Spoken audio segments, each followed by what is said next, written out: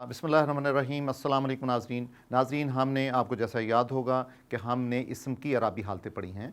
अराबी हालतें तीन तरह की होती हैं, हालत रफ़ा, हालत नस्ब और हालत जर। और जो अलामात इस्तेमाल होती हैं उनको हम दम्मा, फ़तह और कसरा कहते हैं।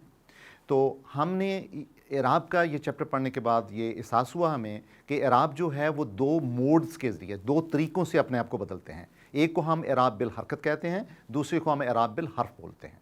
इराब बिल हरकत में ये होता है कि जो अलामात हैं दम्मा, कसरा, फ़तह और जज़्म की, वो अपना इस्तेमाल करती हैं, और जो वाहिद इसम होता है उसको हम तस्निया में या जमा में ले जाने के लिए वहाँ पे सिर्फ हरकत का इस्तेमाल, अलामात का इस्तेमाल होता है।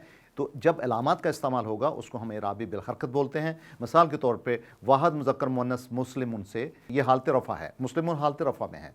इसकी हालत नस्ब क्या होगी? मुस्लिमान। और इसकी हालत जर क्या होगी? मुस्लिमिन। और इसी तरह काफिरुन से काफिरन और काफिरिन। तो आपने देखा सिर्फ इराब ने अपनी पोजीशन बदली है। इसी तरह इसम की मुख्तलिफ हालतें अल्फाज को जमा करने से बनती हैं। यानी मिसाल के तौर पे मैं कहता हूँ अल्लज़ी, तो अल्लज़ी जो है वो वाहिद इसम है। अब मैं इसकी तस्निया बनाना चाहता हूँ तो ये बन जाएगा अल्लज़ानी।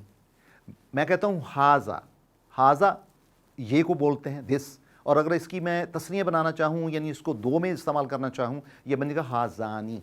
जब अल्फाज ऐड करें, यानी हालत रफ़ा से हालत नस्ब और हालत जर में जाने के लिए अल्फाज का हमें इजाफा करना पड़े, उसको हम बोलते हैं इराब बिल हर्फ। और इसी तरह हम जमा सालम मुज़क्कर में भी नाज़रीन अल्फाज का इस्तेमाल करते हैं। मिसाल के तौर पे मुस्लिमन से मुस्लिमूना हालत रफ़ा बनी।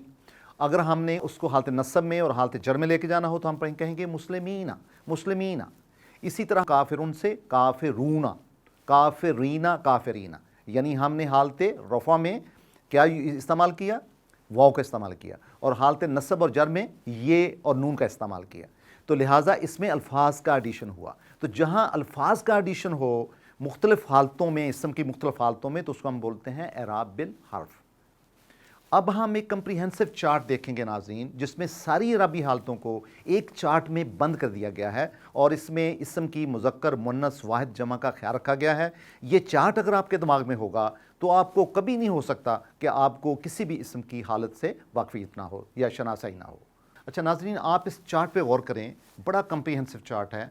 इसमें इसम की जिन्स का, अदद का और इराबी हालत का ख्याल रखा गया है। और देखें इसमें मुज़क्कर है, मिसाल के तौर पर हम लेते हैं मुस्लिमुन, ये मुज़क्कर है और वाहिद है। मुस्लिमुन हालत रफ़ा में है। जो इसम अपनी न्यूट्रल फॉर्म में पाया जाता है वो हालत रफ़ा ही होती है, या तनवीन होगी या हालत रफ़ा होगी। तो मुस्लिमुन यानी हालत रफ़ा होगी। इसके बाद आपने इसकी हालत नस्ब बनाई तो ये बन गया मुस्लिमन, आपने अल्फ़ का इजाफ़ा कर दिया। इसका मतलब तस्निया बनाने के लिए अल्फ़ का इजाफ़ा हुआ। और उसके बाद मुस्लिमिन, उसकी हालत जर बन गई। इसी तरह जब हम मुस्लिमानी, दो मुसलमान हो जाएंगे, और जब उसकी हालत नस्ब होगी मुस्लिमैने, और उसकी हालत जर भी क्या होगी? मुस्लिमैने। इसी तरह अब हम बोलते हैं मुस्लिमूना, जब ज़्यादा मुसलमान हो जाएं, ये हालत रफ़ा है। हालत नस्ब क्या होगी? मुस्लिमीना और मुस्लिमीना। ये जमा की हालत रफ़ा, हालत नस्ब और हालत जर होगी।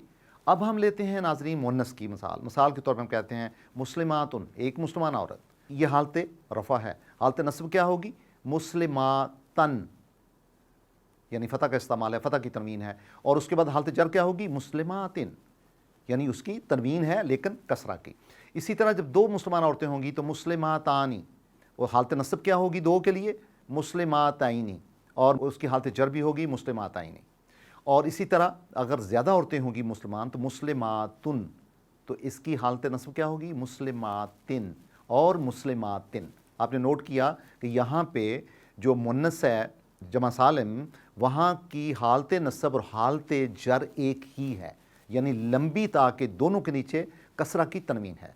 तो लिहाजा ये जो चार्ट है नाज़रीन, ये आपको मुज़क्कर, मुअन्नस, वाहिद, जमा, इन दोनों का ख्याल रखते हुए एक जो इसम है वो अपनी वाहिद फॉर्म में कैसे होगा और उसकी हालत रफ़ा क्या होगी। अगर वो अपनी हालत बदलेगा, नस्ब में जाएगा तो क्या तब्दीली होगी वो भी वाज़ेह है, और इस तरह हालत जर में जाएगा तो वो तब्दीली भी वाज़ेह है। ये टेबल अगर आपके जहन में रहता है तो किसी भी इसम को बड़ी आसानी के साथ आप तशख़ीस कर सकते हैं कि ये वाहिद है, तस्निया है या ये जमा है, और फिर इसकी कौन सी हालत है, हालत रफ़ा है, हालत नस्ब है और हालत जर है। تو پھر یہ ہوا کہ آج کا جو سبق ہے اس کا ناظرین ہوم ورک یہ ہوگا کہ آپ یہ بتائیں گے کہ جو اعراب بالحرکت ہوتے ہیں وہ کیا ہوتے ہیں، اس کو کیسے ڈیفائن کرتے ہیں، اور اعراب بالحرف کو کیسے ڈیفائن کرتے ہیں۔ ان کی تین ایگزامپلز آپ دیں گے کہ کون سے اسما ہیں جو کہ اعراب بالحرکت میں آتے ہیں اور کون سے اعراب بالحرف میں آتے ہیں۔ نمبر 2، آپ ایک ایسا چارٹ بنائیں گے، اس میں آپ مسلمن کی بجائے رکھیں گے کافرن، اور پھر رکھیں گے مومنن، اور پھر رکھیں گے صالحن، اور ان 3 الفاظ کی مدد سے آپ ایسا ہی چارٹ بنائیں گے جو مذکر، مؤنث اور واحد جمع کا خیال رکھے گا۔ اور اگلا ہمارا انشاءاللہ ناظرین سبق ہوگا جو کہ ہم پڑھیں گے کہ اسم جو ہے وہ اپنی اعراب کے حوالے سے کتنی قسم کا ہوتا ہے۔ بہت شکریہ۔